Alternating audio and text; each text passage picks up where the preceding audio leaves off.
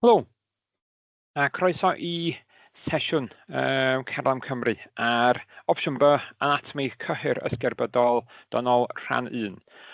Rwan, be dwi yn gwneud fan hyn ydy, mae hwn yn rhan o uned, edrych am rhywbeth i sgwennu ar fan hyn, uned 4. A wy'n i 3 opsiwn, A, B a C ar y diwedd. A dwi wedi gwneud fideo, dwi wedi gwneud cyfres o 2 fideo heddiw ar opsiwn B. Ac be gall hwn fod ydy, os da chi yn gwneud opsiwn B, fel eich dewis chi yn ysgol chi, gall hwn fod yn uned neu gall hwn fod yn adnodd i helpu chi adolygu. Os da chi'n penderfynu bod chi ddim am wneud uned B neu opsiwn B, ond bod chi eisiau gweld os fysa fo yn un fysa chi falle medru ateb cwestiynau well arno fo. Dyna be mae hwn i fod yma fel adnodd gallwch chi wneud defnydd allan ohono fo. Right, OK, so ni fynd ymlaen i be da ni'n mynd i fod yn edrych arno. Rwan, da ni'n mynd i fod yn edrych ar cartilag, asgwrn, cyhyr, yn yr fideo yma. A wedyn fydda ni'n mynd ymlaen i yr ysgerbwd ac problemau gyda'r ysgerbwd yn yr fideo nesaf. Felly, gychwyn yn syth i ffwr ar yr un cyntaf, sef cartilag.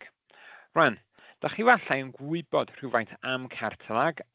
Beth ydy o? Ydy'r stwff caled ond hyblyg sydd mewn llefydd fel eich clustiau. So ydych chi'n gweld o'n fan hyn. Ac peth cyntaf efo hwn ydy, mae gennych chi 3 math o cartilag. Da chi angen bod yn gwybod amdanyn nhw. A da chi angen gwybod bod o'n cael ei wneud gan celloedd ar enw a elwyr yn chondrocyt. So'r 3 math o cartilag. Yr un cyntaf ydy cartilag hyalin. So ddim nerfau, dim pibellau gwaed yn fo, mae'n cynnwys llawer o collagen, sef y stwff sydd yn cael ei ddefnyddio, dylai fod hwnna gyda 1L, sori, yn ein, wel, does e ddim pibellau gwaed na nerfau yn fo. Hwn di'r enw da ni'n gweld sydd ar pen yr esgyrn. Rhaid fydd e'n dychmygu, y ffaith bod gen i ddim pibellau gwaed, so dyma nhw'n chondrocyts ni, yn fan hyn, mae gen i ceudod o gwmpas y chondrocytes, ac y ffaith bod gen nhw ddim medru cael access i lot o adnoddau ydy efallai pan bod y rhain yn enghreifftiau o celloedd neu o cartilag falle sydd yn medru cael ei werio allan. Ac yn cael i'w ddifrodi dros yn oes ni. Anyway, hwnna ydy cartilag hyalin. Yr un nesaf ydy cartilag melyn elastic. Mae hwn yn hyblyg iawn i'w cael yn y glust ac yn yr epiglottis. Dwi'n fynd yn ôl at fan hyn. Mae hwn yn mynd i fod yn un mwy ar gyfer wear and tear ydy yr cartilag yma. Mae hwn mwy fel strwythurau. So mae gen i'n ffibrau elastic fan hyn. Da chi'n gweld yn matrix ni, sef y stwff fel rhywbeth semi-solid, neu lled solid fan'na, ceudod o gwmpas, a wedyn hein di'n chondrocytau ni, sef y celloedd yn cynhyrchu yr cartilag. Ac wedyn yn olaf o'r 3, mae gennym ni yn cartilag gwyn ffeibrog. Rwan, mae hwn yn cynnwys llai o'r ffibrau collagen. So da chi'n gweld o fan hyn, mae yna ffibrau elastic mwy dwys yn heina. Mae hwn chydig bach, mae'n gweld nhw'r ffibrau collagen fan hyn, gyda'i matrix chondrocytes, so essentially rhywun yn math. Mae gen nhw gryfder tynol llawer uwch na cartilag hyalin. So hwn di y math o beth fysa chi'n cael rhwng disgiau. So mae hwn yn mynd i fod yn rhywbeth sydd yn rhaid cymeryd lot o, neu medru cael ei wisgo lawr llawer. Right, OK. Nesaf sydd gennym ni ydy, mae gennym ni yn asgwrn. Rwan, mae'r asgwrn, mae yna 2 fath o asgwrn. Mae gennym ni sbyngiaidd a cywasg. Rwan, pan da ni angen cryfder, da ni yn cael yr asgwrn cywasg. Y problem gyda asgwrn cywasg, ddo, ydy mae o yn mynd i fod yn gryf ond yn drwm iawn. So mae, pan da ni eisiau cryfder, dyna pryd da ni'n cael yr asgwrn cywasg, ond da ni'n methu cael lot ohono fo, neu fyswn ni'n pryd yn medru symud. Os da ni eisiau just asgwrn i llenwi llefydd a bod ddim bod rhaid bod cweit mor gryf, da ni'n cael yr insbwngiau fanna gyda man dyllau. Os da chi eisiau enghraifft o yn union y math o lefydd da chi'n cael yr math yma asgwrn, mae gennym ni fan hyn pen y ffima. Rwan, yr cartilag ydy beth da ni'n gweld fan hyn ar arwyneb, ond yr gweddill ohono fo ydy'r asgwrn. So mae gennym ni'n asgwrn fan hyn, rhan lawr yr ochr fan hyn, mae gennym ni'n asgwrn cywasg. Mae hyd yn oed rhan fwyaf o'r asgwrn ffima yn wag. Yn fo, mae yna mer yr esgyrn. Ond yn y darn yma lle da ni angen yr asgwrn, da ni gyda yr asgwrn sbwngiaidd. So mae'n spongy. Ac mae o'n golygu da ni'n medru cael lot ohono fo yna, ond dio ddim yn drwm iawn, neu ddim yn rhy drwm. So, nôl at yn asgwrn. So mae gennym ni asgwrn cywasg yn matrix o ddefnydd organic ac inorganic, neu anorganic. So, mae gennym ni y deunydd organic, sef collagen, am hwn yn rhoi cryfder tynol, a wedyn gennym ni y cydran anorganic. A hwn di sylwedd yr enw hydroxyapatite neu calsiwm ffosfad. Peidiwch roed yr an o calsiwm ffosfad ydy be mae'n cael ei ddisgrifio fel. Rwan, mae gennym ni dau beth fan hyn. Mae gennych chi un rhan o'r asgwrn sydd yna mwyn rhoi cryfder tynol. So mae o'n golygu mae o'n gryf, ond os di o eisiau dal pwysau a ddim medru cael i'w sgwasio i lawr i atal cywasgu, mae gennym ni yn hydroxyapatite. Blynyddoedd yn ôl, dwi'n cofio gwneud arbrofion ar esgyrn lle oedden ni yn llosgi nhw i cael gwared o'r protein ac oedden ni'n cael yn gadael gyda just hydroxyapatite a mi oedd o yn asgwrn brau caled, so mi oedd o'n snapio'n hawdd. Os oedden ni yn rhoi mewn acid a tynnu yr hydroxyapatite allan, oedden ni'n cael yn gadael hefo yr collagen, a mi oedd o'n asgwrn oedd yn plygu yn hawdd iawn, oedd o ddim medru dal bwysau hun. OK, yn olaf gyda esgyrn, da ni angen gwybod beth ydy yr celloedd sydd yn gwneud yr asgwrn. So mae gen ni dau gelloedd. Osteoclastau, ddim yn olaf, mae gennym ni strwythur yr asgwrn, da ni edrych ar hwnna mewn eiliad. Ond mae gennym ni osteoblastau ac osteoclastau.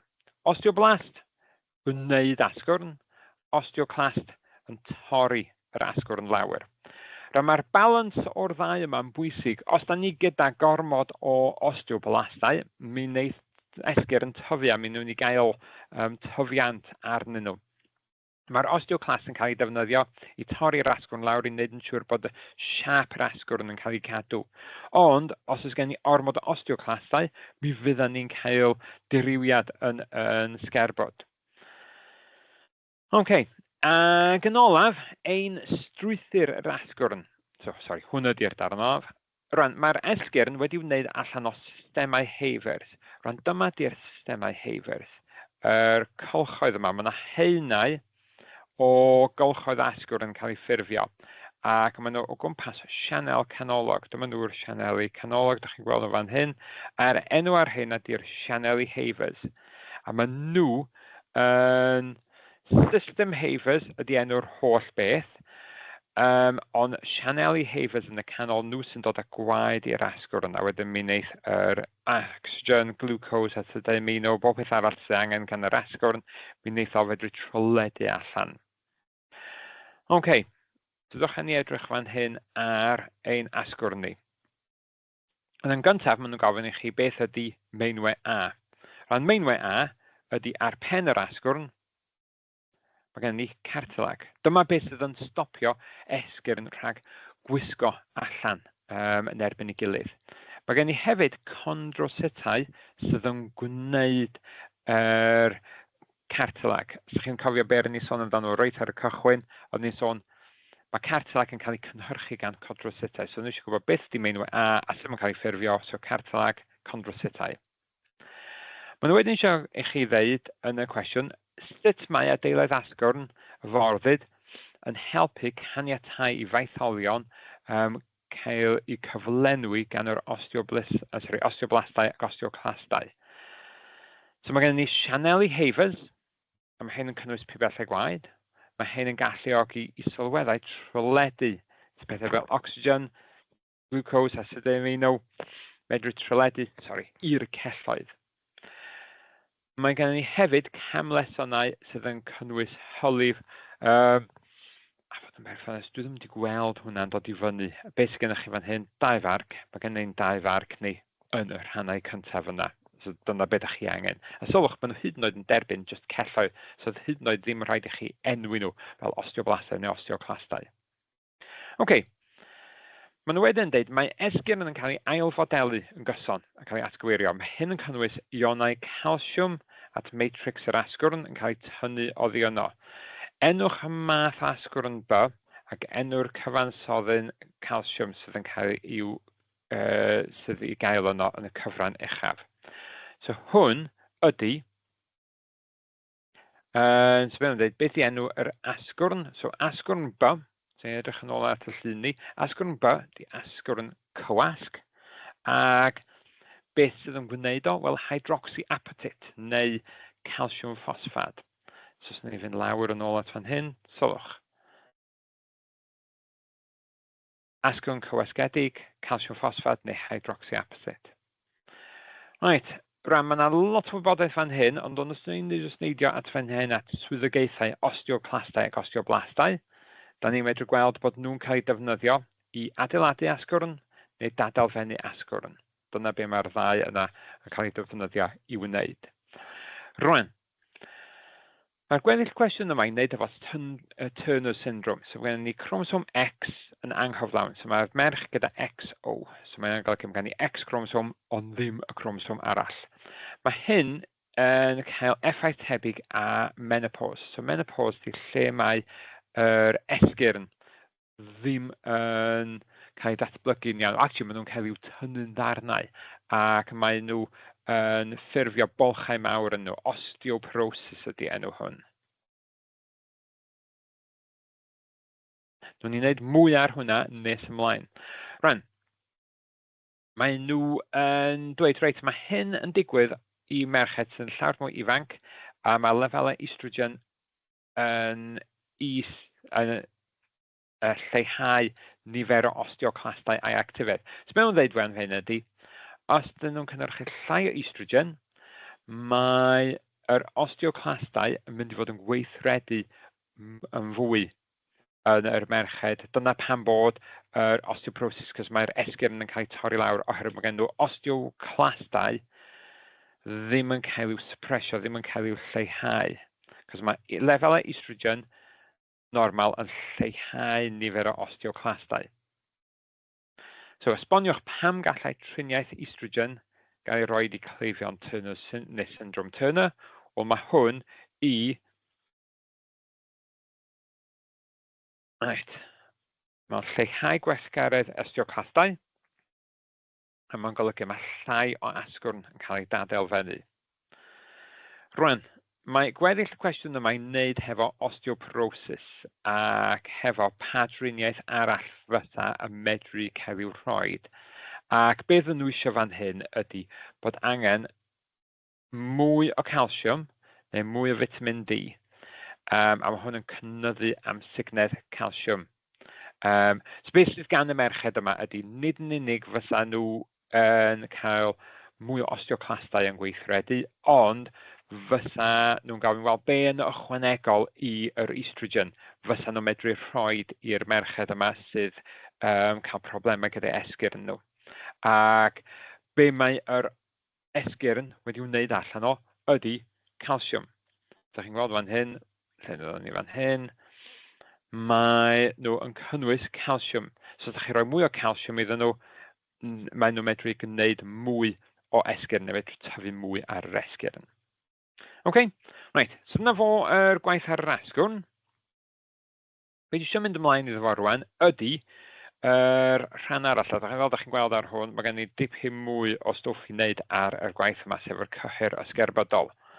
So, mi gychwyn yn gyflym hefo beth ydy cyhyrsgerbydol a mae'n cael ei ddefnyddio i symud y cymalau. Ac mae wedi wneud allan o be maen nhw'n galw myoffibrolion. Rwan, mae yna llun yma yn dangos yr cyhyr, ond be dwi eisiau mynd ymlaen iddo fo ydy edrych ar beth sydd mewn yr cyhyr a sut mae'n gweithio, sef y myoffibrolion yn fan hyn. So mae'r cyhyr ni wedi wneud allan o bundles o myoffibrolion. Ac mae myoffibrolion yn cynnwys filamentau trwchus wedi wneud allan o myosin. So beth gen ni, mae gen ni 2 fath o protein. So, da chi yn gwybod bod cyhyrau wedi wneud allan protein. A beth ydy o? Mae gen ni myosin, sef yn filament trwchus, a mae gen ni filamentau tenau, sef actin. A beth sydd yn digwydd ydy, mae gen ni, os na i'n gael gwahanol lliw fan hyn, so yna ni'n wneud o yn gyflym iawn. So dyma fo yn filament myosin, y ffibrau trwchus, ac dyma fo ein ffibr actin, ac beth sydd gennych chi ydy, mae gennych chi yr ffibrau yma, a maen nhw'n gorgyffwrdd, maen nhw'n overlap mewn rhan. Ac so ni'n jyst atgoffa'n hynny o be mae cyhyr yn gwneud. Mae cyhyr yn cyfangu. So mae'n mynd o fod yn hir ac yn denau i fod yn fyr ac yn drwchus. Ac y rheswm mae'n medru gwneud hynna ydy mae'r rhannau gorgyffwrdd yma yn cynyddu. So mae'r fibers yma yn tynnu eu hunain dros i'w gilydd. Maen nhw'n galw fo'n sliding filament theory, lle mae'r ffibrau yn llithro dros i'w gilydd. Does ddim just myosin o actin yma, mae yna protein arall. Mae yna protein o'r enw tropomyosin sydd wedi lapio o gwmpas yr ffibrau, os dwi'n cofio, ffibrau actin. A wedyn mae gen ni hefyd troponin. So mae gen ni 4 protein. Ni'n fynd drwyddyn nhw fan hyn, yn 4 protein ni. Myosin, actin, so myosin, trwchus, actin, tenau, a wedyn tropomyosin wedi lapio gwmpas yr ffibrau actin, a wedyn wedi troponin hefyd yna. So, ydych chi'n mynd yn ôl i'n lliw glas fi. So dyma fo. Hwn di ein ffibr actin. Mae gennym ni yn ffibr myosin fan hyn, so hwn di'n actin ni. Mae wedi lapio gwmpas. Mae gennym ni tropomyosin, so wedi lapio gwmpas o. Mae gennym ni actin, mae gennym ni tropomyosin. Wedyn mae gennym ni troponin wedi cael i'w sticio mewn gwahanol llefydd. A wedyn mae yr ffibr myosin, sef yr un trwchus, so hwn di'r tenau, a hwn di'r un trwchus.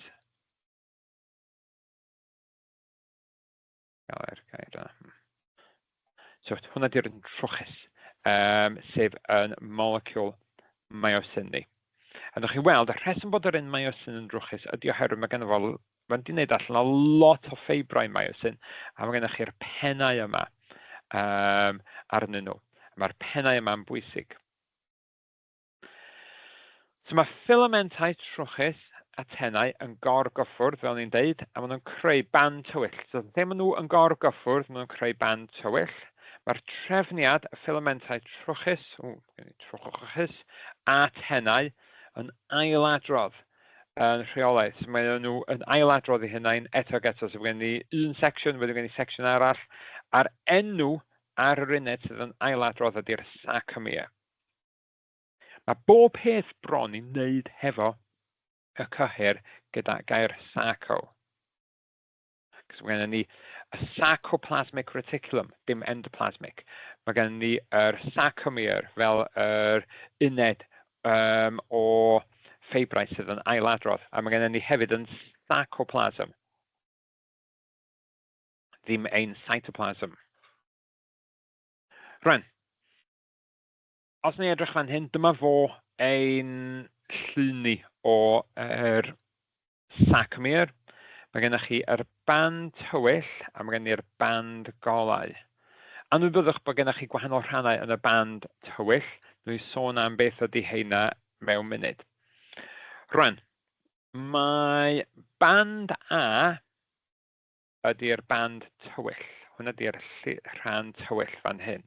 A beth ydy band A ydy yr ffeibrau myosin, sef rai tywyll. Da ni'n gweld nhw fan hyn. So'r filament myosin tywyll ydy band A. Mae band E yn cynnwys actin yn unig. So dim ond actin sydd yn y band E. A wedyn, yn yr rhannau yma, mae gennych chi y rhannau yma yn fan hyn, dyma lle mae yr ddau band yn gorgyffwrdd. Ac yn parth Hy, mae parth Hy yn mynd i fod just yn cynnwys yr filament myosin. So mae'r myosin ddim ond yn fan hyn, dyna'r unig lle. Rwan, fel fysa chi'n dychmygu, wrth i cyhyr cyfangu, mi fydd yr gorgyffwrdd yma yn cynyddu. So mi fydd parth Hy yn mynd yn llai. Mi fydd band E hefyd yn mynd yn llai. Mae band A actually yn aros rhan un maint, oherwydd mae band A jyst yn dangos yr lled, yr filament myosin yn unig. Wedyn mae gen i llinell Z ydy beth sydd yn dal so lle mae gen i fan hyn, llinell Z sydd yn dal yr filament actin hefo'i i'w gilydd. A wedyn gen i llinell M yn dal tarddiad yr ffeibrau myosin. Da ni'n gweld nhw fan hyn eto. Ac os newch chi sylwi, fel ni wedi dweud, hwn di lleisi. Rwan, lleisi ydy ymlacio yn y gogledd. Right? So mae cyhyrau yn gwneud dau beth. Maen nhw'n cyfangu neu'n lleisi.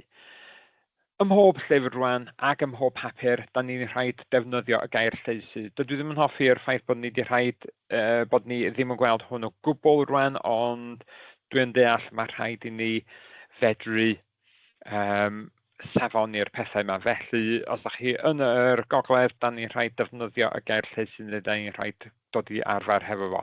Dwi'n cymeryd na dyna di'r term cywir rwan sy'n cael ei ddefnyddio. Rwan, fel ni'n dweud, hwn di'r damcaniaeth filament llethr. So fel da chi'n gweld, mae band E yn mynd yn fyrach pan mae yr cyhyr yn cyfangu.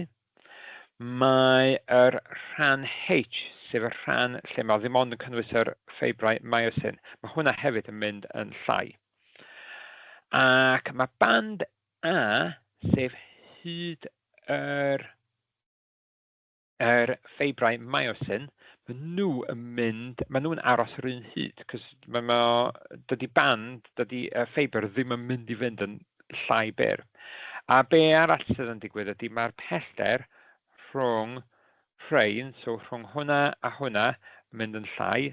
So hwnna di sacmir. Sacmir ydy o band, beth oedd nhw? Llinell Z, sorry. So llinell Z i'r nesaf. So un llinell Z i'r nesaf, mae gennym ni yn sacmir. So dyna di'r diffiniad o sacmir. A mae'r sacmir ei hun yn mynd yn fyrach.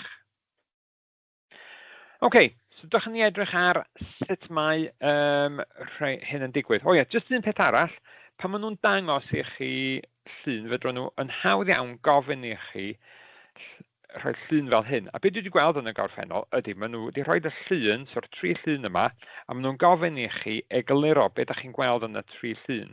Wel, yn y rhan H, pan ydych chi'n gwneud trawstoriad, ydych chi'n mond yn gweld yr ffeibrau myosin yn unig. Yn yr band E, da ni mond yn cael yr bandiau actin yn unig. A wedyn, yn y rhan band A, lle maen nhw'n gorgyffwrdd, da ni'n cael yr ddau ohonyn nhw. Ni'n gweld y ddau ohonyn nhw fan hyn. Reit. Hwna jyst yn dangos strwythyr yr cyhyr, dwi'n eisiau gwario gormod amser ar hwnna. Be dwi eisiau gwneud ydy egluro yn union sut mae hwn yn gweithio. Maen nhw'n cael ei alw yn filaments llethr, a beth sydd gennych chi ydy, mae gennych chi pen. A mae'r pen yn cael ei droi drwy fel strokes. Mae'n mynd. Chi'n gweld y llun fan hyn? Dyma fo'r pen yn myosin yn ymestyn. Ac mae o'n rhwymo i ein myosin yn fan hyn. Mae'r rhyddhau'r ADP ac ATP, dim hwnna, wel, mae hwnna'n digwydd, ond unwaith mae'n cysylltu, mae yr pen yr myosin yn mynd, a mae'n mynd drwy, fel beth mae'n galw, fel power stroke, lle mae yr pen yr myosin yn tynnu yr actin heibio fo. Mae ATP wedyn yn rhwymo wrth pen myosin. Mae yr ATP yn rhwymo fan hyn a mae'n achosi fo dadgysylltu. Ac mae o wedyn yn ailgysylltu gyda'r ffibr actin. Ond beth wedi digwydd ydy, dyma lle oedd yr pen gwreiddiol. Erbyn i gyrraedd fan hyn, mi fydd hwn wedi symud i draw fan hyn. A mi fydd y myosin yn cysylltu i'r pwynt nesaf ar yr actin. Rwan, wrth iddo fo dadgysylltu fan hyn, mi fydd na pennau eraill ar hyd yr ffibr actin hefyd wedi cysylltu. Felly pan mae hwn, yr pen myosin yn dadgysylltu, dydy yr actin ddim jyst yn sleidio nôl i lle oedd o'n wreiddiol ac fysa'r cyhyr wedyn ddim yn medru symud. Mi fydd na pennau eraill wedi cysylltu yn galluogi hyn medru symud ar draws. OK, so ddechrau ni fynd drwy fo. Mae impuls nerfol yn cyrraedd yr ffibr cyhyrol. Mae ionau calsiwm, so mae yna sac plasmic reticulum. So hwn di'r sac plasmic reticulum. Da ni'n medru weld o... Gan ni llun ohono fo. Na, dyma fo, dwi'n meddwl yna llun. Dyma fo, mae yna... Weld o'n dda iawn. Fan hyn, dyma fo, hwn, y sac plasmic reticulum ydy'r stwff fel endoplasmic reticulum drost yr cyhyr. A beth ydy fel rhwydwaith o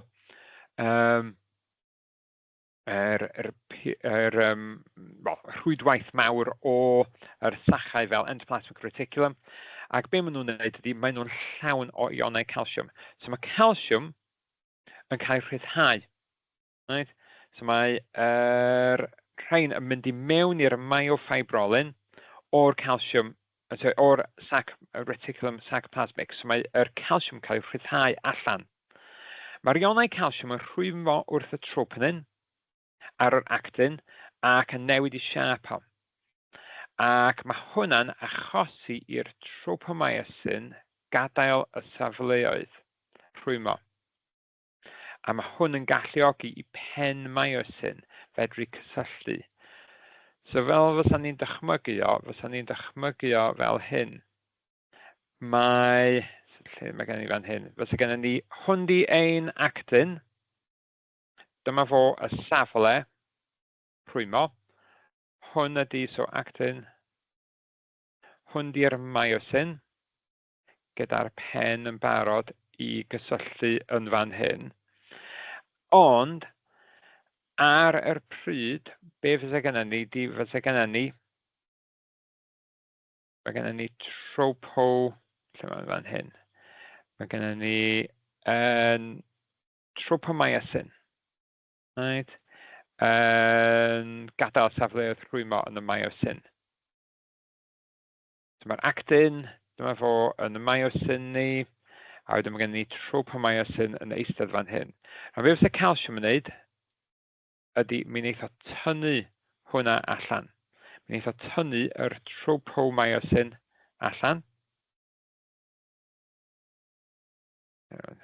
Reit. Mae'n achosi i'r tropomyosin gadael y safleoedd rhwymo myosin, a wedyn mewn gadael yr pennau myosin fedru rhwymo wrth yr safleoedd rhwymo. A mae'n ffurfio'r trawsbont. Gwni os gen i llun gwell ohono fo'n cael ei ddangos. Na, dydyn nhw ddim gyda llun gwell. So, be na i wneud? Na i ail wneud o. Yn fan hyn. Dechrau ni gael o. Yn fan hyn, OK. So, dyma fo yn actin. Dyma fo ein myosin. So, mae gennym ni'n myosin fan hyn o gwmpas o. Ac ar y myosin, mae gennym ni safle rhwymo. Right. So, so myosin rhywun, sorry, ddim myosin. Dyma fo. Ionau calsiwm, reit, okay, so mae yna calsiwm yn rhwymo wrth y troponin. A mae o yn galluogi i'r myosin, reit, rhwymo. So mae gennym ni safle rhwymo fan hyn, ac mae hwnna'n cael ei blocio gan yr troponin yn arferol. Ond mae calsiwm tynnu hwnna allan. Ac pan mae o'n tynnu yr tropomyosin allan, beth sy'n digwydd ydy mae'r pen myosin yn medru rhwymo yn fan hyn wrth yr actin. Right, so mae myosin yn rhyddhau yr ADP ac yn plygu. So hwn di'r stroke pwer. Mae'r ATP yn rhwymo wrth yr pen myosin gan rhyddhau yr actin. A wedyn mae ATPase, yr pen myosin yn hydrolys yr ATP i ffurfio ADP a phosphadyn organic. A mae hwn yn galluogi iddo fo cysylltu ar y safle nesaf. A wedyn mae'r proses yn digwydd llawer o weithiau gan tynnu'r filamentau tuag at y canol. Mae'r broses yn parhau nes bod yr ionau calsiwm yn cael eu pwmpio yn ôl i mewn i'r sac plasmic reticulum. So unwaith mae yr ysgogiad nerfol wedi mynd, mae'r ionau calsiwm yn cael i'w tynnu yn ôl ac mae'r tropomyosin yn medru cael i'w alluogi nôl i mewn i'r safleoedd. A felly dydy'r pennau myosin ddim yn medru cysylltu a mae'r cyhyr wedyn yn lleisu. OK, so mae gen i ddau lun i fan hyn. Mae'n dangos yn sarcomere a mae gennym ni ein sarcomere wedi lleisu a cyfangu. Dwi wedi gwneud hwnna sawl gwaith. So beth gen i fan hyn di llun o cwestiwn arholiad gafodd ei roed ar hwn. Dwi'n gwybod ar mi fynd ar chydig bach ar goll fan'na. Dwi'n ymddihiro am hwnna. Fallai egluro fo'n well ar cychwyn yr fideo nesaf. Dod nôl at hwnna. Right, anyway. Nôl at fan hyn, mae gennym ni ein bandiau fan hyn. So maen nhw eisiau gwybod beth sydd yn pob un o'r gwahanol rhandau. So maen nhw eisiau gwybod beth sydd yn band A. Yn band A, mae gennym ni yn myosin a mae gennym ni'n actin. Yn band E, does gennym ni ddim ond yn actin. Ond, os ydych chi'n cofio, mae troponin a tropomyosin wedi cysylltu i'r actin hefyd. So os da ni'n edrych fan hyn, mae band A sydd yn cynnwys myosin, actin, ac ynghlwm yn yr actin mae gennym ni yn myosin a wedyn gennym ni hefyd yn tropomyosin wedi cysylltu yn blocio yr safleoedd cysylltu i'r myosin. Mae gennym ni gyd o hein. A wedyn yn band E, does gennym ni ddim ond yr actin. So mae gennym ni hwnna, a mae gennym ni ddau yna, cos mae hynna'n dod yn gyswllt efo fo, fel ydych chi'n gweld fan hyn. Esboniwch sut mae'r rhwngweithio rhwng actin a myosin yn arwain at cyfangiad cyhyr. Does dim angen cyfeirio at swyddogaethau troponin a tropomyosin. Salwch fan hyn, maen nhw wedi tynnu'r darn oedd yn rili anodd i gael eich pen o gwmpas. So oedden nhw ddim eisiau gwybod am yr ddau beth oedd yn eitha anodd yn fan hyn i'w ddeall. So myosin head binds to actin. Sori bod hwnna mewn Saesneg, ond Mae'r pen yr myosin yn cysylltu neu ffurfio croes beth o crosslinks, beth o'n nhw'n disgrifio yn fan hyn, oedd o'n ffurfio safleoedd reit, so nhw'n cysylltu hefo rhwymo, dwi'n fawr ffurfio trawsbont. So nhw'n ffurfio trawsbont rhwng yr actin a myosin, a wedyn mae'r myosin yn tynnu, mae o y strôc pŵer, fel bod yr actin yn cael tynnu heibio yr myosin. A wedyn mae unrhyw disgrifiad bod ATP yn cael ei defnyddio i rhyddhau. Mae ATP yn cael ei defnyddio i rhyddhau, a wedyn mae o yn cael ei ddefnyddio wedyn i ail setio. Oherwydd unwaith mae hwnna wedi cyrraedd y pwynt yna, mae rhaid ail setio yr pen myosin i'r lle cywir, a mae hwnna'n cael ei wneud yn defnyddio ATP.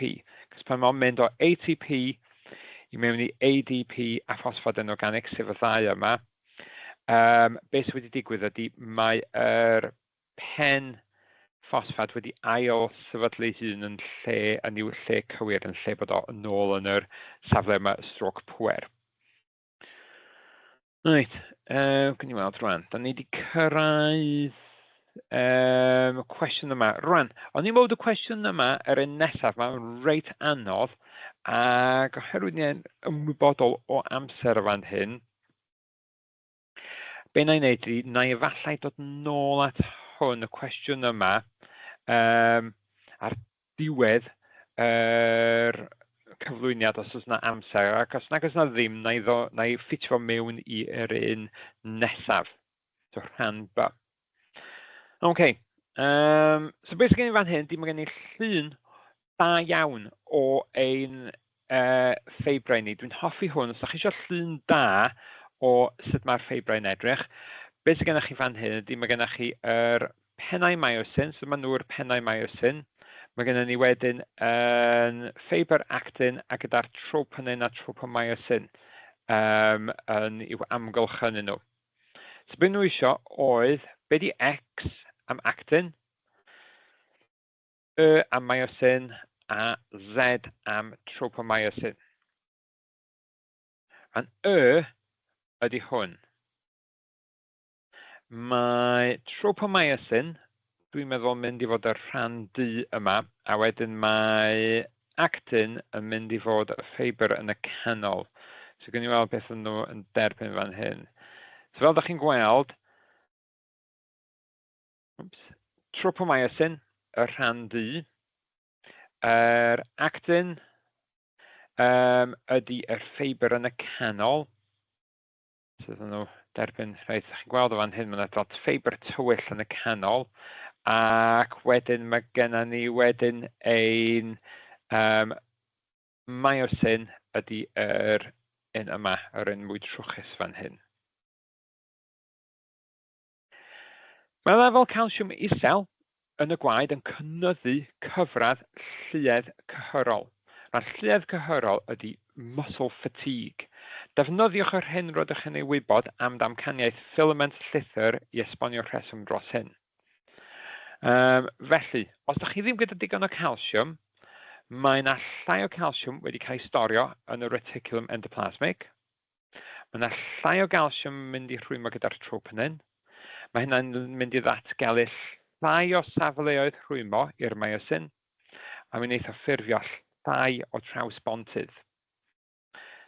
A be mae hwnna'n golygu ydy mae yna llai o orgyffwrdd rhwng y myosin a'r actin, ac mae o'n mynd i olygu, da ni'n mynd i gael yn anoddach i gael ein cyfangiad cyhyr.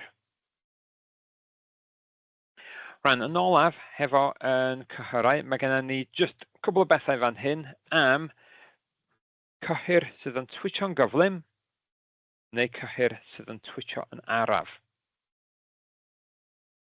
Rhan, beth sydd gennych chi ydy slow twitch a fast twitch. Os ydych chi eisiau meddwl amdano fo, slow twitch ydy marathon.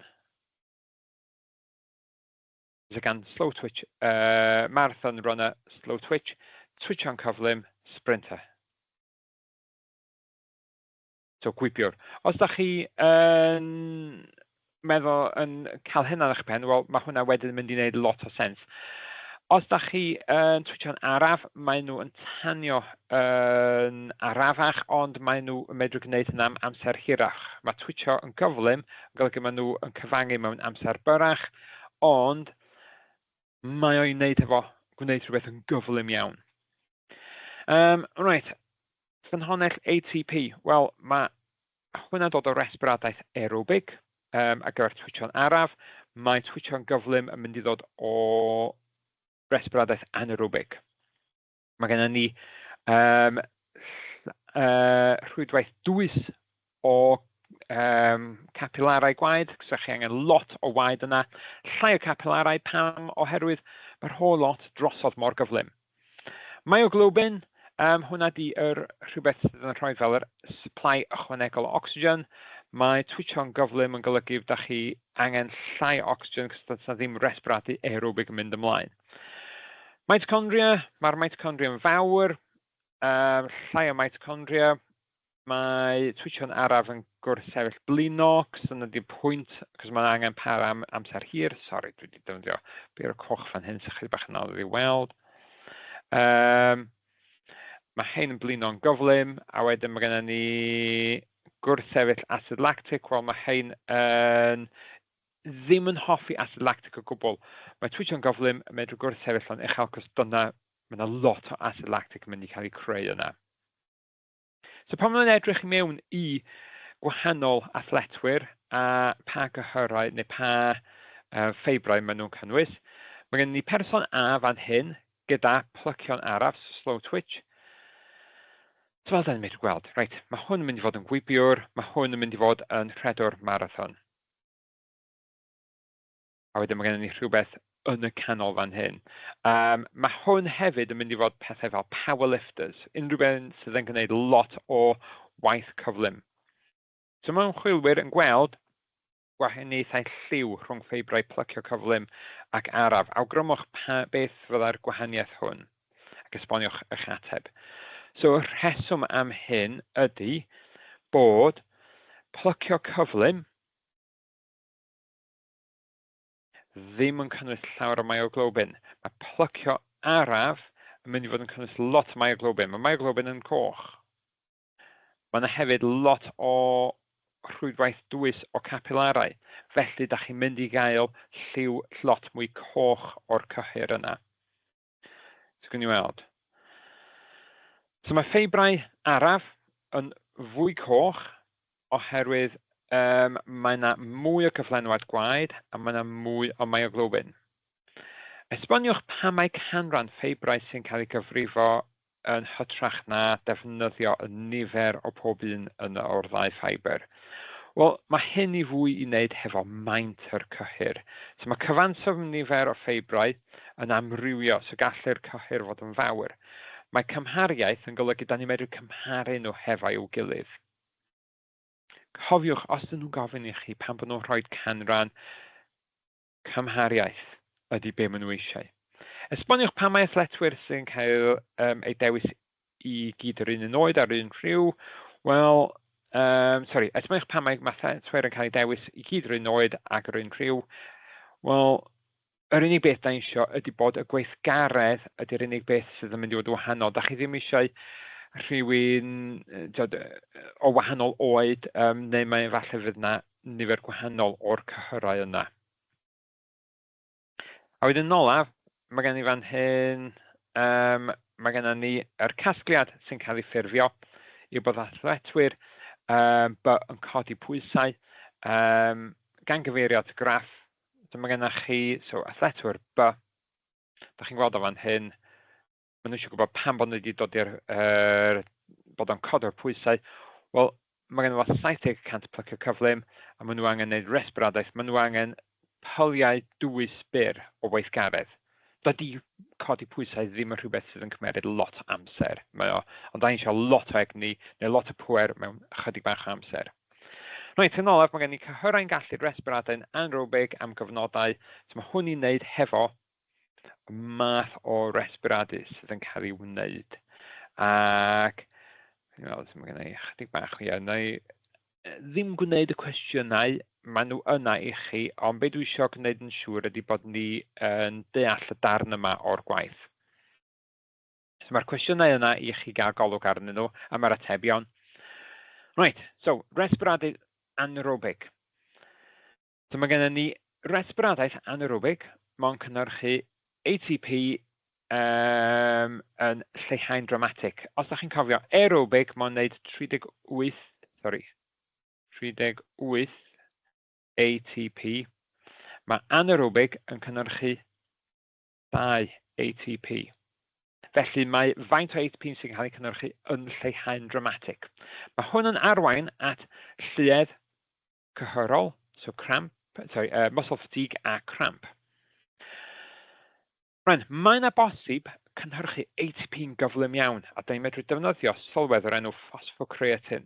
So mae phosphocreatine yn rhywbeth sydd yn cael ei creu yn ystod resbiradu aerobig. So pan mae yna lot o resbiradu aerobig yn mynd ymlaen, a mae yna lot o ATP, da ni'n medru creu lot o phosphocreatine. So basically, ATP plus creatine equals phosphocreatine.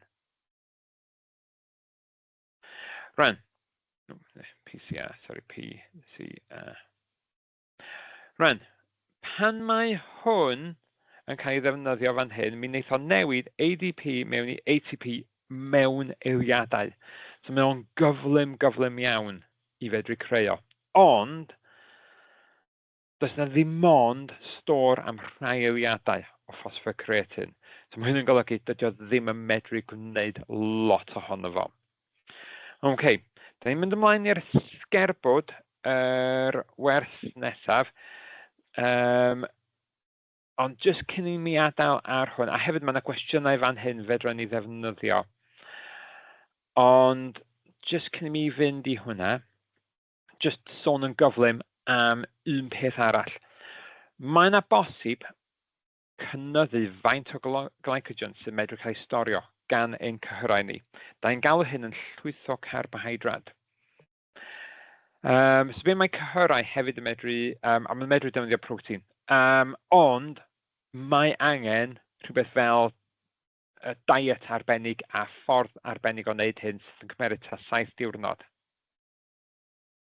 Felly, dydy hwn ddim yn broses neu ddim yn rhywbeth fysa'n hawdd i ein celloedd ni'n wneud hefo hwn. OK. So na i stopio fan hyn, a wedyn mae y gweddill o'r gwaith yn mynd i fod yn rhan 2. So na i fynd at hwn, stopio fo.